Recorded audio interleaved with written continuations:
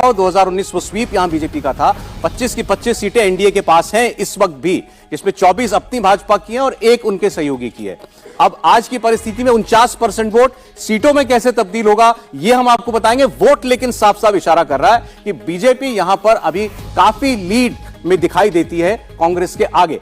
अब हम जब सीटों की बात कर रहे हैं तो हम इसको कुछ राजस्थान के क्षेत्रों के हिसाब से देखेंगे, अलग अलग रीजन के हिसाब से आपको बताएंगे। पहले राजस्थान का हड़ौती इलाका, यहां पर 7 सीटें हैं। हड़ौती क्षेत्र में राजस्थान के इन 7 सीटों में से 6 भारतीय जनता पार्टी जीत सकती है और 1 कांग्रेस पार्टी जीत सकती है। तो कांग्रेस का खाता खुल रहा है, यह बात तो सर्वे में साफ दिखाई दे रही है कि राजस्थान में 1 सीट अभी तक साफ है कि 1 सीट कांग्रेस पार्टी बीजेपी या एनडीए से छीनती हुई दिखाई दे रही है। तो इसको आप प्लस मानिए कांग्रेस पार्टी के लिए। जब आप ओवरऑल बात करते हैं तो 1 सीट भी छीनना राजस्थान जैसे प्रदेश में बीजेपी से बड़ी बात थी।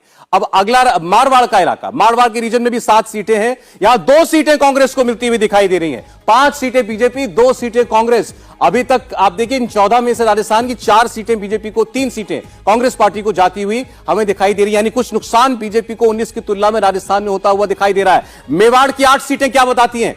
मेवाड़ की 8 सीटों में से 7 सीटें जो हैं वो बीजेपी जीत सकती है, 1 सीट कांग्रेस पार्टी और निकाल सकती है राजस्थान से।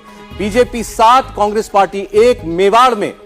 तो यह आपके सामने सभी राज्यों, पूरी 25 सीटों का जो सर्वे है वो हम रख रहे हैं। अब शेखावटी इलाके के का हाल देखते हैं। यहां पर 3 सीटें हैं। यहां पर बीजेपी तीनों की तीनों सीटें जीत सकती है। कांग्रेस पार्टी को एक भी सीट मिलती हुई नहीं दिखती शेखावटी रीजन में। लेकिन आप ओवरऑल अगर देखेंगे तो कांग्रेस पार्टी पिछली बार की तुलना में यहां से बीजेपी से सीटें छीनती हुई दिखाई दे रही है। ओवरऑल 21 भाजपा, 4 कांग्रेस। जो 14 में और 19 में बीजेपी या एनडीए 25 और कांग्रेस 0 होता था, वो आज बीजेपी 21 और कांग्रेस 4 हो सकता है। तो सीधे सीधे 19 का जो गणित था उसमें बीजेपी -4 कर दीजिए, कांग्रेस +4 कर दीजिए। राजस्थान में 21 सीटें स्वीप ही है, लेकिन बीजेपी का 19 का परफॉर्मेंस नहीं है। ये यहां कांग्रेस पार्टी डायरेक्ट फाइट में 4 सीटें बीजेपी से छीन सकती है। यह हमारा ओपिनियन पोल बता रहा है। संजीव श्रीवास्तव साहब, 21-4 बीजेपी कांग्रेस राजस्थान। नहीं, मुझे लग रहा है कि ये संजीव जी से पूछा। संजीव जी, बिल्कुल पॉसिबल है। इससे भी ज्यादा देखिए, 21-4 भी हो सकती है, 18-6 भी हो सकती है, 17 से। बहुत कुछ इस बात पे निर्भर करेगा कि नवंबर के इलेक्शंस में क्या होता है विधानसभा में।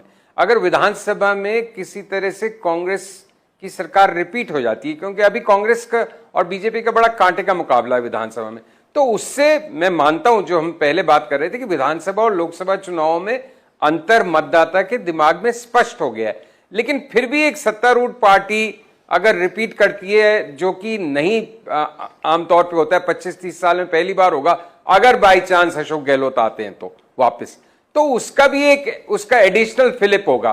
तो अभी जो 21-4 दिख रहा है वो 20-5 भी हो सकता है, 19-6 भी हो सकता है, मुझे नहीं मालूम। लेकिन डेफिनेटली ये भी बात सही है कि prime minister Modi number 1 choice रहेंगे प्राइम मिनिस्टर के लिए, तो वो आंकड़ा heavily weighed in favour of BJP रहेगा।